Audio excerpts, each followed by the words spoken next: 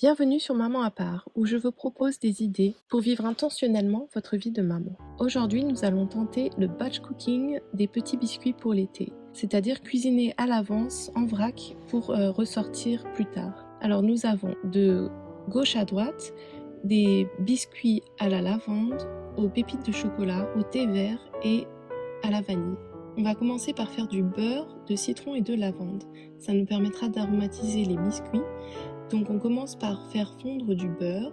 Ensuite, on ajoute dans le beurre fondu, encore bien chaud, les fleurs de lavande que j'achète en vrac. Une fois que c'est bien fondu, j'ajoute aussi 50 g de sucre à déduire du reste de la recette qui permettent de ne pas rendre le beurre trop amer avec les fleurs. Ensuite, on passe à la passette à thé pour bien retirer toutes les petites fleurs, que ce soit pas croquant en bouche. On rajoutera enfin du zeste de citron qui va finir d'aromatiser notre beurre.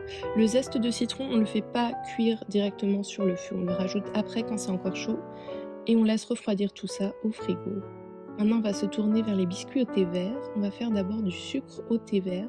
Donc on mixe tout simplement le thé vert avec sucre. Vous mettez 2 cuillères à soupe de thé vert dans le sucre et vous mixez ça. Ça va faire du sucre glace. On dirait de la vapeur. C'est magnifique, ça fait rire les enfants. Voilà la recette, c'est la recette de base et il suffit de changer l'arôme que l'on rajoute au beurre ou au sucre pour changer la recette complètement. Il s'agit d'une recette de sablé super classique qu'on peut même trouver en maternelle.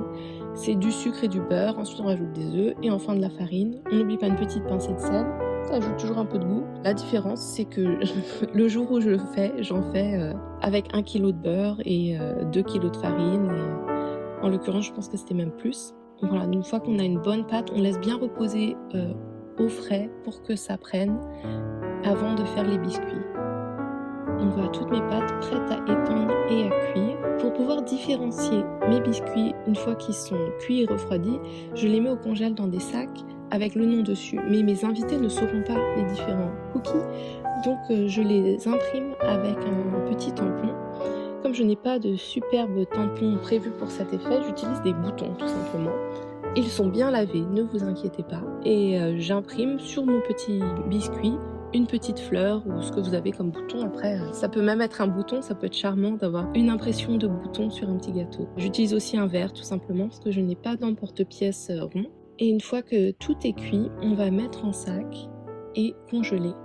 Ça se ressort sans souci, ça peut se manger directement à la sortie du congélateur. Voilà mon congélateur, une fois que tout est prêt, une assiette bien garnie pour l'heure du thé et mes enfants raffolent de sortir les affaires pour le thé.